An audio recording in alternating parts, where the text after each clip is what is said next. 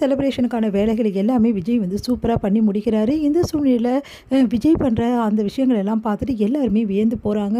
இந்த அளவு சூப்பராக வந்து பண்ணியிருக்காரு, அப்படி கிராமத்து ஸ்டைலில் அவ்வளோ சமயம் ஏற்பாடு பண்ணியிருக்காருன்னு சொல்லிட்டு எல்லாருமே பார்க்குறாங்க. விஜய் வந்து அத்தை எப்படி அத்தை உங்கள் ஊர் பொங்கல் மாதிரி வந்து நல்லா பண்ணியிருக்கணா டெக்கரேஷன்லாம் அப்படின்னோடனே அப்படியே அசத்திட்டீங்க தம்பி, எவ்வளோ சூப்பராக பண்ணியிருக்கீங்க, எங்கள் ஊரில் கூட இந்த அளவு பண்ணுவாங்களான்னு தெரியல, அந்த அளவு பண்ணியிருக்கீங்களே அப்படின்னோடனே ஆமாம் எல்லாமே இப்போ வந்துருச்சு அத்தை, எல்லாமே நம்ம வந்து நெட்டில் பார்த்தா எல்லாம் தெரிஞ்சுக்கிறோம், எப்படி பண்ணணும் ஏது பண்ணணும் அப்படின்னு சொல்லிட்டு அதை ஏற்பாடு பண்ணிட்டேன். எல்லாம் நம்ம ஸ்டாஃப் தான், நம்ம ஆஃபீஸ் ஸ்டாஃப் வச்சு தான் எல்லாமே ஏற்பாடு பண்ணேன் அப்படின்னோடனே ரொம்ப சந்தோஷப்படுறாங்க. இதை பார்த்த காவேரி அப்படியே வந்து மெய்மறந்து போகிறாங்க. எப்படிங்க இப்படிலாம் பண்ண முடிஞ்சது உங்களால், பொங்கப்பானை சூப்பராக பண்ணியிருக்கீங்க, அதுக்கேற்ற மாதிரி அந்த டெக்கரேஷன்லாம் செமையாக பண்ணியிருக்கீங்க, அது மட்டும் கிடையாது விளையாட்டு போட்டிக்கு இவ்வளோ அழகாக சூப்பராக ஏற்பாடு பண்ணியிருக்கீங்களே, சறுக்கு மரம் இருக்குது, தறி விளையாட்டில் இருக்குது, எல்லாமே இருக்குங்க, அப்படியே சூப்பராக இருக்குங்க எல்லாமே, அப்படியே வந்து பார்க்குறதுக்கு அவ்வளோ நல்லா இருக்குது அப்படின்னு சொல்லிட்டு இருக்காங்க. ஆமாம் இதெல்லாம் உனக்கு பிடிக்கும்ல காவேரி, ரொம்ப ரொம்ப பிடிக்கும், இப்போவே நினச்சா கூட நான் வந்து அந்த உரி விளையாட்டை எடுத்து செம்மையாக வந்து விளையாடுவேங்க அப்படின்றாங்க. செம்மையாக இருக்குங்க அப்படின்னு சொல்லிட்டு இருக்காங்க. அடுத்து வந்து உரியடி வந்து சூப்பராக இருக்குல்லங்க அப்படி சொல்லிட்டு அப்படியே பார்த்துட்டே இருக்காங்க. அடுத்து வந்து இதிலெல்லாம் நீ ஏற முடியாது காவேரி, அமைதியாக இருக்கியா அப்படின்னோடனே பாப்பா வரட்டும், வந்தோடனே நான் கண்டிப்பாக ஏறேன்னா இல்லையா பாருங்கள், பாப்பா பிறந்துடணும் கண்டிப்பாக ஏறுவேன், அப்பா பாப்பா பிறந்தோடனே ஏறுமா இப்போ வேணாமா அப்படின்றாங்க. எல்லாம் சிரிக்கிறாங்க. காவேரி பார்த்து எல்லாரும் காவேரி வந்து செல்லமாக கோச்சிக்கிறாங்க. அடுத்து வந்து இதையெல்லாம் பார்க்குற வந்து கிருஷ்ணாவோட ஃபேமிலி அப்படியே பார்த்துட்டே இருக்காங்க. என்ன நீங்கள் அமைதியாக இருக்கீங்க, நீங்களும் வந்து கலந்துக்குங்க அப்படின்னோடனே கிருஷ்ணாவோட ஃபேமிலி வராங்க. அப்போ கிருஷ்ணா வந்து எனக்கு இந்த மாதிரி கும்பலோட வந்து விளையாடுறதுலாம் சுத்தமாக பிடிக்காது, ஒண்டிக்கு ஒண்டி கரெக்டாக வந்து வந்தால் நான் யாருன்னு ப்ரூவ் பண்ண முடியும் அப்படின்னு கிருஷ்ணா சொல்கிறாரு. நீங்கள் என்ன சொல்கிறீங்க எனக்கு புரியலையே அப்படின்னு விஜய் சொல்கிறாரு.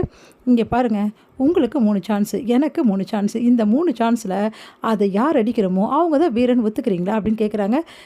என்ன தம்பி விஜய் கூட போட்டியா அப்படின்னு சொல்லிட்டு கேட்குறாங்க எல்லாரும். அதை கேட்டுட்டு உங்கள் பாஸ்கிட்ட நீங்களே கேட்டுங்க அப்படின்னு விஜய் வந்து எனக்கு சம்மதம் தான் அப்படின்னு சொல்கிறாரு.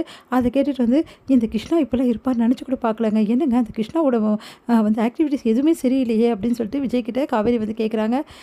விடு காவேரி, அவனை பற்றி நிறைய விஷயங்கள் தெரியாமல் நம்மளுக்கு இருக்குது, அதெல்லாம் நான் உனக்கு அப்புறமா சொல்கிறேன் அப்படின்னு சொல்லிட்டு யோசிக்கிறாங்க. ஏங்க இதில் கண்டிப்பாக நீங்கள் ஜெயிக்கணுங்க, இல்லைனா அந்த கிருஷ்ணா ஓவராக பேசுகிறான், அவன் பேச்சுக்கு எல்லாத்துக்கும் பதிலடி கொடுக்குங்க, நான் இதில் ஏறுறதுக்கு உங்களுக்கு வந்து சொல்கிறேன் நான், அதே மாதிரி உங்களுக்கு எப்படி இந்த உரியை அடிக்கணும்னு ஐடியாவும் நான் சொல்கிறேன் அப்படின்னு சொல்லிட்டு காவேரி வந்து நிறைய விஷயங்கள் வந்து ஷேர் பண்ணுறாங்க.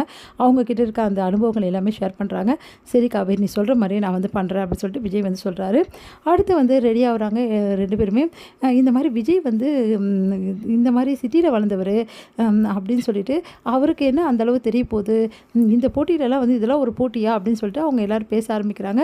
ஆமாம் விஜய் சிட்டியில் இருந்திருக்கான், அவனுக்கு எப்படி தெரியும் இதெல்லாம் அப்படி சொல்லிட்டு சொல்லிகிட்டு இருக்காங்க. நம்ம வந்து பாட்டி எல்லாருமே எனக்கு அது தெரிஞ்சு தானே இந்த போட்டியே நான் வந்து வந்தேன், விஜயை தோக்கடிச்சு எல்லாம் முன்னாடி அசிங்கப்படுத்து தானே என்னோடய பிளானே அப்படின்னு சொல்லிட்டு கிருஷ்ணா யோசிக்கிறாரு.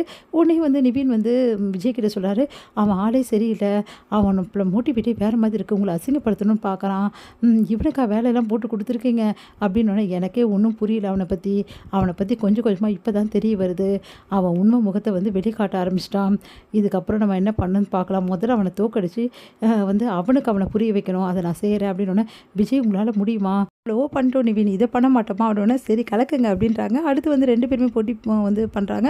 அப்போ வந்து விஜய் வந்து அதை வந்து அந்த உரிய சாமையை அடித்து வந்து முடிச்சிடுறாரு போட்டியை. அதை பார்த்து வந்து அதிர்ச்சி அடைகிறாரு, இவன் இப்படி அடித்தான் அப்படின்னு சொல்லிட்டு அப்படியே பார்த்துட்டே இருக்காரு. சார் நீங்கள் நல்லா இந்த மாதிரி விளையாடணும்னு சொல்லிட்டு தான் நான் இதில் ஸ்போர்ட்டிவாக கலந்துக்கினேன் அப்படின்னு மாதிரி மழுப்புறாரு கிருஷ்ணா. அதிர்ச்சி அடைகிறாங்க எல்லாரும்.